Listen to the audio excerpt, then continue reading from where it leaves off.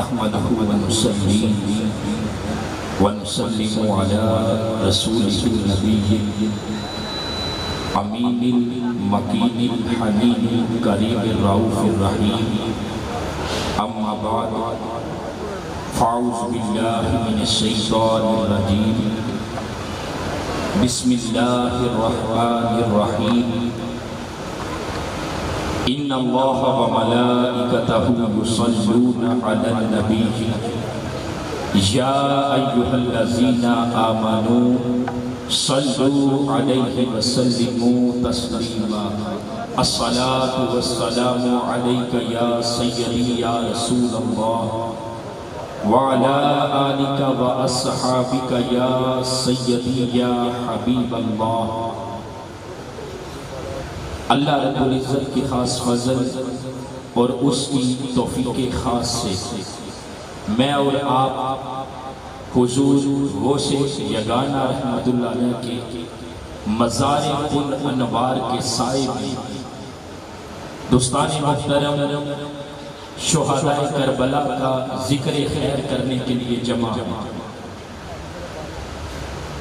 اور جو آیت مبارکہ میں نے تلاوت کی ہے درود پاک والی،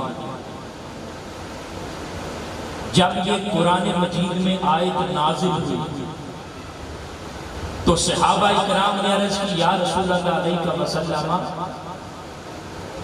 اللہ رب العزت کی طرف سے یہ حکم نازل ہوا ہے کہ ہم آپ پر درود پاک پڑھیں،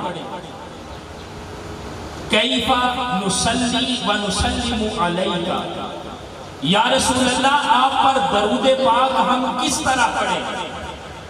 آج ہم حضور الاسلام کی آل کا ذکر کرنے کے لیے جمع ہیں۔ میرے آقا نے فرمایا میرے صحابہ مجھ پر اس طرح درود پڑھو، اللہم صلی علی محمد وعلی آل محمد۔ تو جب قرآن مجید میں یہ آیت نازل ہوئی تو فرمایا مجھ پر درود پڑھو، اس طرح پڑھو کہ اس درود کے اندر جو میری آل پاک ہے اس کو بھی ساتھ شامل کر لو۔ اس آل مصطفیٰ کا ہم ذکر خیر کرنے کے لیے جمع اور بالخصوص سید الشہداء امام علی مقام امام حسین رضی اللہ تعالیٰ عنہ، آج دوستان حق محترم جو امام علی مقام کا ذکر خیر کرنے کے لیے ہم جمع ہیں، ذرا دیکھیں تو صحیح امام حسین کون ہے؟ امام علی مقام امام حسین کون ہے؟ امام علی مقام امام حسین رضی اللہ تعالیٰ عنہ بہت بڑے بہادر تھے، بہت بڑے جری تھے، اور کیسے بہادر تھے، کیسے جری تھے کہ 3 دن کی بھوک اور پیاس کے باوجود تلے تنہا سینکڑوں یزیدیوں کے سامنے سیسا پلائی دیوار بن کر ڈٹے رہے۔ وہ امام حسین رضی اللہ تعالیٰ اور پھر امام علی مقام امام حسین رضی اللہ تعالیٰ آپ سخی تھے آل رسول کے۔ دوستان محترم ذکر کے لیے جمع ہے، آل رسول ہمیشہ سخی ہوتی ہے، اور امام علی مقام امام حسین کیسے سخی تھے؟ آج سخی اللہ کے راستے میں مال خرچ کرتا ہے، مال خرچ کر کے سخی بنتا ہے۔ ارے امام حسین وہ سخی ہیں جو سب سے قیمتی چیز جان ہے وہ اللہ کے راستے میں آپ نے سخاوت کر دی۔ بندہ مال اللہ کے راستے میں خرچ کرتا ہے اور اس کے بعد اولاد ہے، آپ تو وہ سخی ہیں جنہوں نے اولاد بھی اللہ کے راستے میں قربان کر دی، اور پھر ان ساری چیزوں سے بڑھ کر جو چیز قیمتی ہے وہ جان ہے، جان سے بڑھ کر آگے کوئی چیز نہیں۔ قربان جاؤ سید الشہداء کی سخاوت پر، آپ نے اپنی جان اللہ کے راستے میں سخاوت کر دی۔ اور امام علی مقام امام حسین عابد تھے، عبادت گزار تھے۔ کیسے عبادت گزار؟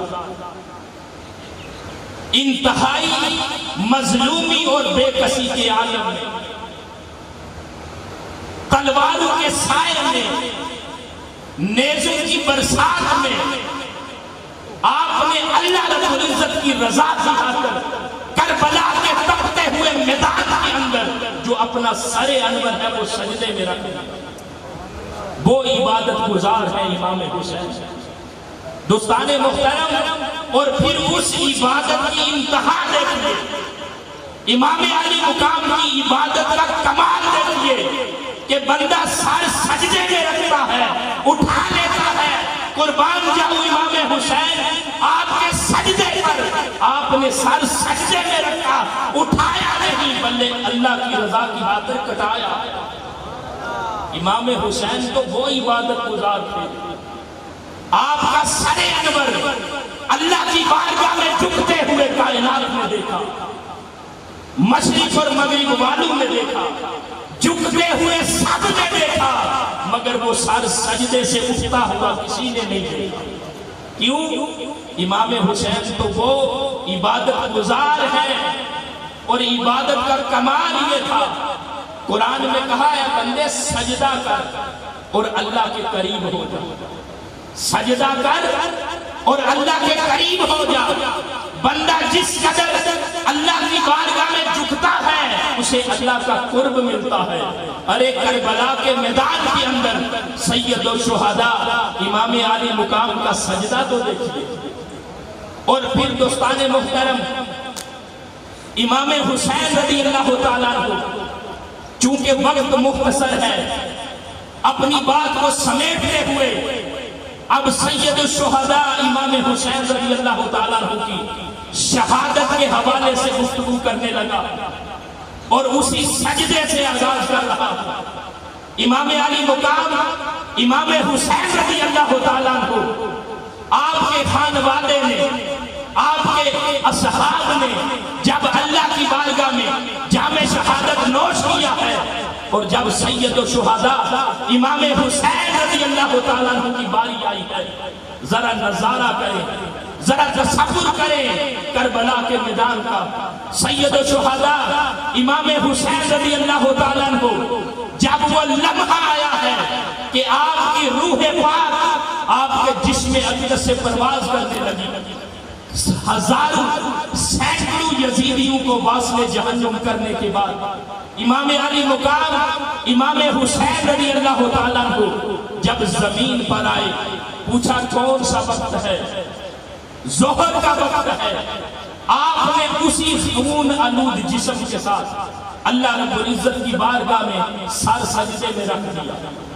جب سر انور سجدے میں رکھا، بدبخت نے وار کر کے امام علی مقام امام حسین رضی اللہ تعالیٰ عنہ کا جو سر انور ہے جسم اقدس سے جدا کر دیا۔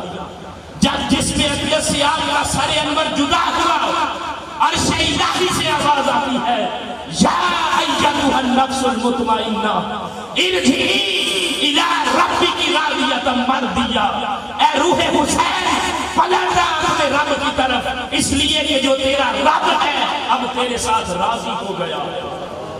عرش الہی سے یہ آواز آتی ہے، ادھر تاجدار کائنات محمد مصطفیٰ کی آواز آتی ہے، اے میرے نواسے حسین، تو نے میرے کندھوں پر آج سواری کا حق ادا کر دیا ہے۔ ادھر سیدہ کائنات حضرت سیدہ فاطمہ الزہرا کی آواز آتی ہے، اے میرے بیٹے حسین، تو نے آج میرے دودھ کا حق ادا کر دیا ہے۔ ادھر حضرت علی المرتضی شیر خدا کی آواز آتی ہے، اے میرے بیٹے حسین، تو نے میرے خون کا حق ادا کر دیا۔ اس شان کے ساتھ امام علی مقام امام حسین رضی اللہ تعالیٰ عنہ کی شہادت ہوتی ہے۔ آخری بات کرنے لگا، اور یوں سمجھ لیں کہ آج کی ساری میری گفتگو کا یہ مقصد اور نچوڑ ہوگا۔ دوستان محترم، انسان کے جسم پر جب زخم لگتا ہے تو اس زخم کی تکلیف ضرور ہوتی ہے۔ ایسا نہیں ہو سکتا کہ جسم پر زخم بھی لگے اور اس کی تکلیف نہ ہو۔ ایک ہے تکلیف ہونا اور ایک ہے اس تکلیف کا احساس ہونا۔ مثال کے طور پر قرآن مجید کو جب ہم دیکھتے ہیں تو حضرت یوسف علیہ السلام پر جب زلیخا فدا ہوئی ہے، جب ان کی دیوانی بنی ہے، بڑے جتن کیے کہ میں کسی طرح یوسف کو حاصل کر دوں۔ اب دوستان محترم، زلیخا نے کیا کیا ہے؟ وہ سہیلیاں جو تانے دیتی تھی، جو طرح طرح کے تانے دے رہی تھی، حضرت یوسف علیہ السلام سے زلیخا نے عرض کی کہ میری سہیلیاں تانے دیتی ہیں، میری گزارش یہ ہے کہ میرے کہنے پر صرف ایک بار ان کے سامنے سے گزر جائے۔ حضرت یوسف علیہ السلام نے زلیخا کی پلاننگ کے مطابق جب اپنی سہیلیوں کو بٹھایا، ان کے ہاتھ میں سیب دے دیے، چھریاں دے دیے کہ جب یوسف علیہ السلام یہاں سے گزرے تو آپ نے یہ پھل کاٹنے ہیں۔ تو دوستان محترم، جب وہ سہیلیاں حضرت یوسف علیہ السلام وہاں سے گزرنے لگے، زلیخا نے کہا اپنے پھل کاٹ دو۔ جب چھریاں چلی ہیں اور حسن یوسف کو انہوں نے دیکھا ہے، حسن یوسف میں اس طرح وہ گم ہو گئی تھی کہ پھل کاٹنا بھول گئی۔ جب چھریاں چلی ہیں، انگلیاں کٹ گئی، سیب نیچے گر گئے۔ تو دوستان محترم، وہ جو حسن یوسف تھا، جب انہوں نے حسن یوسف دیکھا، یہ حضرت یوسف علیہ السلام ایک بشر ہے، اللہ کے نبی ہیں، جب انہوں نے حسن یوسف دیکھا ہے تو انہوں نے پھل کی بجائے انگلیاں کاٹ لی۔ جب انگلیاں کاٹ لی، تکلیف ہوئی تھی،